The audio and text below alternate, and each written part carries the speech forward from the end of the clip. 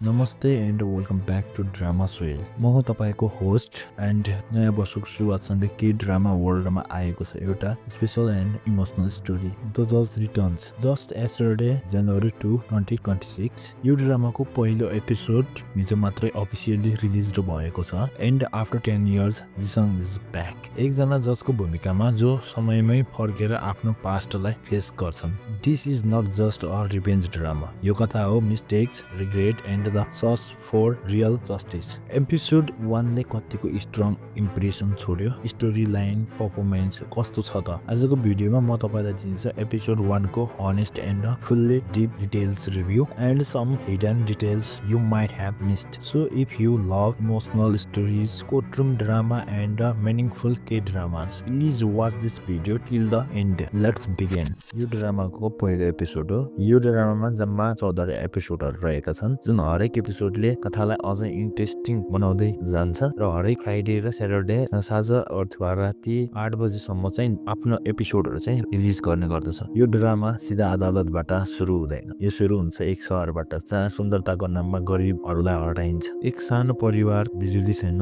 पानी छैन र अन्तिम खाना पनि पिज्जाको खाली डब्बा। कानुन बनाइयो तर मान्छे बाँचेन। यहीबाट एपिसोड 1 ले सोध्छ कानुन कसका लागि हो। अदालत बाहिर मानिस गराइरहेका छन्, न्याय देऊ, तर अदालत भित्र सबै शान्त छ। यहाँ आवाज होइन, पावर बोल्छ। एक लाइनले सबै कुरा क्लियर गर्छ। त्यो अदालत अरे कोर्टमा सबै बोल्न पाउँदैन। त्यो लाइन मजाक जस्तो लाग्छ, तर यही लाइन पुरै सिस्टमको साँचो हो।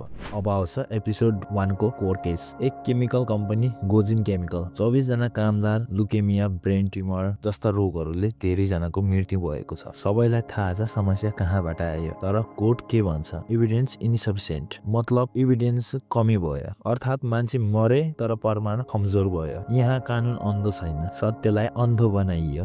जज ली ह्याङ यङको चरित्रको जन्म। यहाँ हामी देख्छौँ जज ली ह्याङ यङ बाहिरबाट शान्त, सभ्य र रेस्पेक्टेबल, तर भित्र पावरको नशा। पैसाको डिल हुन्छ तर एउटा वाक्य आउँछ, I mean it's okay because I am a जज। यहाँ ऊ जज मात्र रहँदैन, ऊ प्रणालीको अनुहार बन्छ। अदालतको फैसला कागजमा सकिन्छ तर जिन्दगीमा सकिँदैन। एक केटी थकित, हराएकी र अन्तिम निर्णय गर्छ। उसको अन्तिम सोच, म हजुरआमालाई बोझ बन्न चाहन्न। त्यो आत्महत्या होइन, यो फेल्ड जस्टिसको नतिजा हो। कानुनले उहाँलाई मारेन तर बाँच्ने कारण पनि खोजियो। एपिसोड 1 सबैभन्दा शक्तिशाली सिन, जज र उसकी आमा भन्छन् आँखामा आँखा राखेर भन्, त साँच्चै निष्पक्ष थिइस्। जज बोल्दैन। कहिलेकाहीँ मन नै सबैभन्दा ठुलो कन्फ्युजन हुन्छ। यहाँ जज हार्दैन, यहाँ मान्छे हार्छ। एपिसोड 1 ले हामीलाई यो भन्दैन कि जज खराब हो। अब एपिसोड 1 को मेसेज के छ त? यो एपिसोडले हामीलाई यो देखाउँछ, जब पावर, पैसा र कानुन एकै ठाउँमा बस्छ त्यहाँ न्याय टिक्न गाह्रो हुन्छ। यो एपिसोड यहाँ सकिन्छ तर ड्रामा यहाँ सकिँदैन। एपिसोड 2 मा जज फर्किन्छ।